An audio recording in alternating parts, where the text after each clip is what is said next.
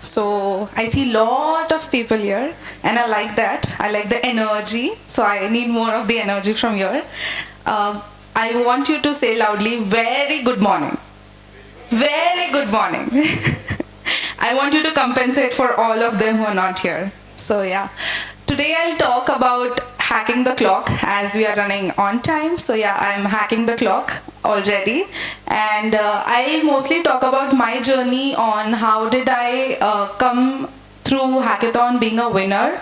Then in 2022 I was a Smart India Hackathon winner in Smart India Hackathon, which was organized, and in 2023 I became a mentor, and in 2024 I became an evaluator. So I have passed through being on the other side of the table as well. So I better know how things work on the other side. And so today I'll mostly talk about how open source will power your hackathon success. So just talking a little bit more about... Okay. Talking more about myself, because I like to praise myself a lot. So I like not to save myself as software engineer, because that's a temporary title to me. I would like to say myself as a learner, because learning keeps me growing, and that's the reason I give myself a learner tag. And I'm an innovator because I've been part of Smart India Hackathon, UNESCO, India Africa Hackathon, and many other hackathons. And I love public speaking, so that's what I'm doing right now. And apart from being on lot of time on coding, I like to go on a trek or do cycling. So you can ping me for that as well. I've run many marathons as well. So yeah, that's pretty much about me. Today we'll talk about, firstly I was done to introduction to yours truly speaker, so that's me. And what are really hackathons? We'll talk majorly on that.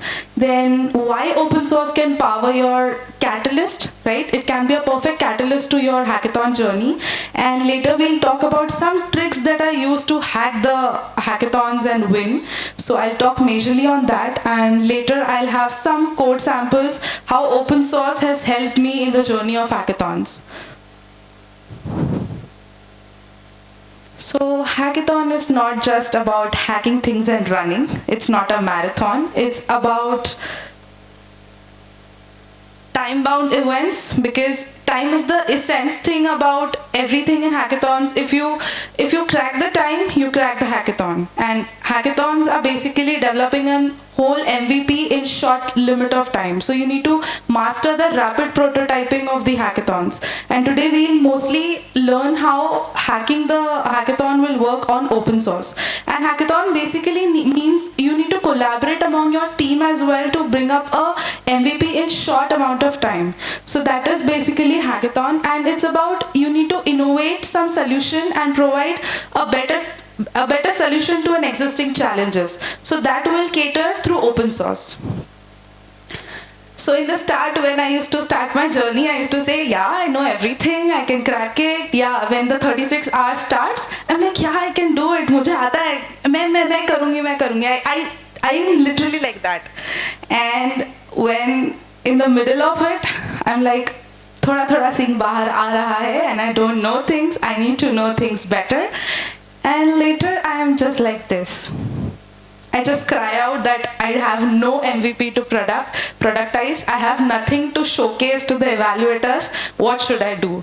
So this is my journey through hackathons and how did it went from this to being this. I'll majorly talk on that.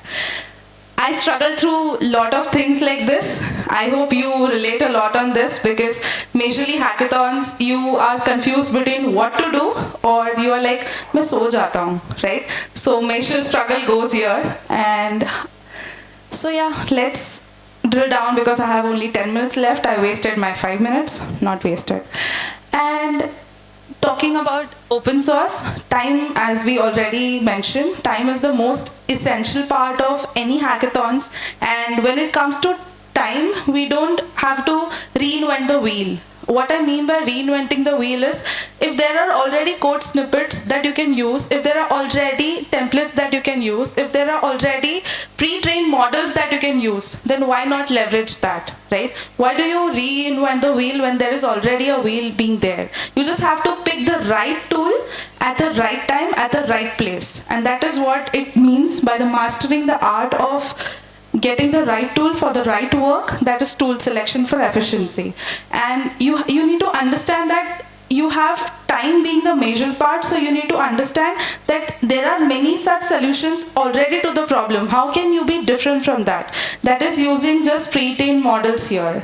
And you have to focus a lot on rapid prototyping, because you have to understand that you are in a team, right?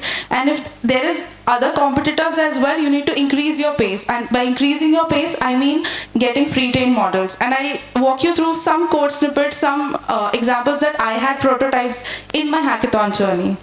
And obviously, community support and collaboration is one thing which is very important in my hackathon journey, because community helps you grow. It lets you make you understand how the other person is thinking about it, right?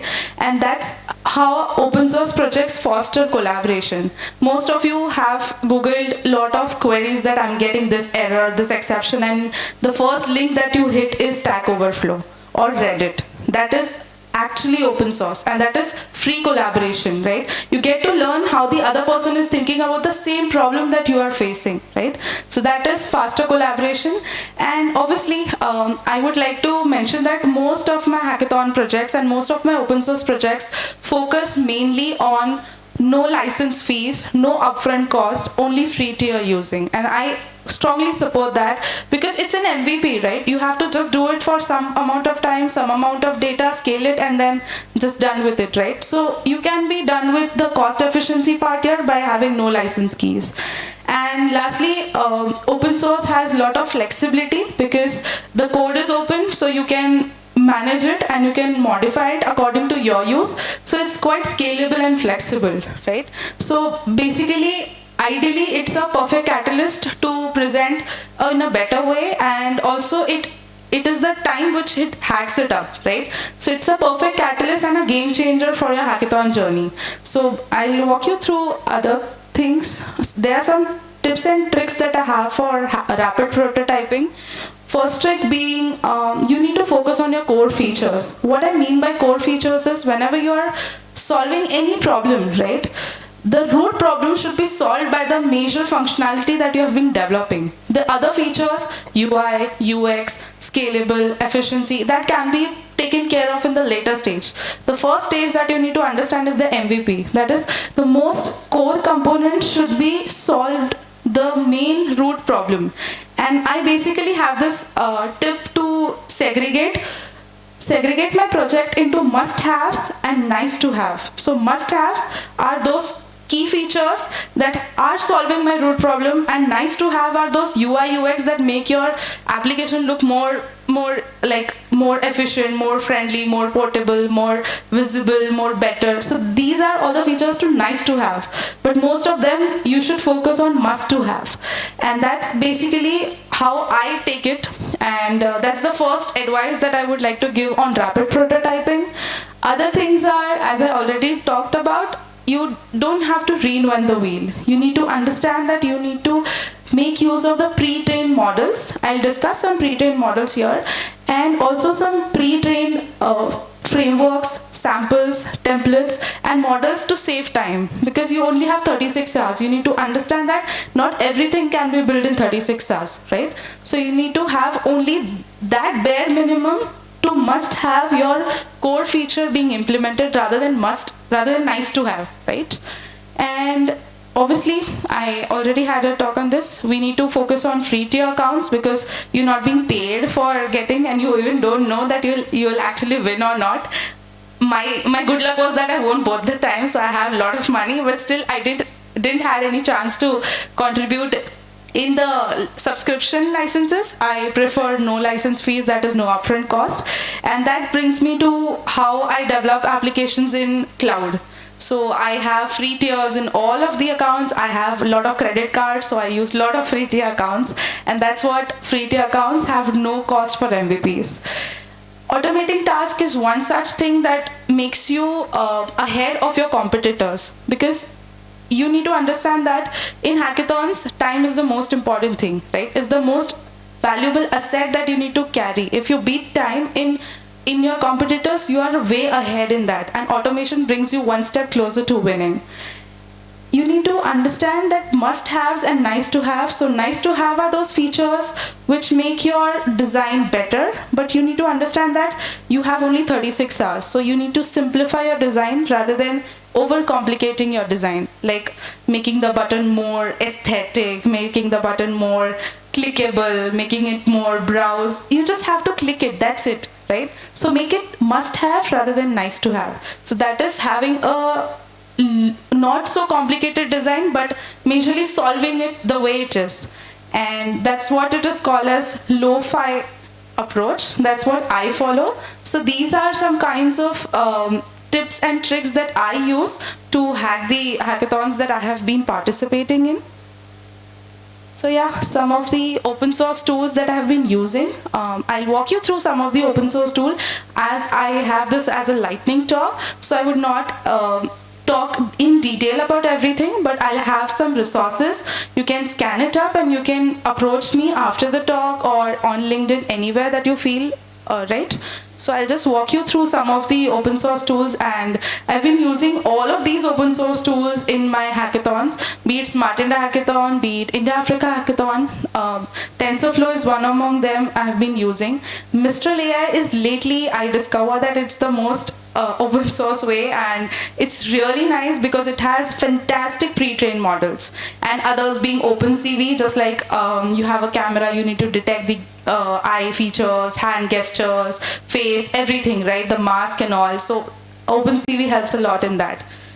Going ahead, you can design things better. So let's consider you are in a hackathon. You may not be comfortable in, or you don't have time to actually prototype whole web app as well as mobile app, right?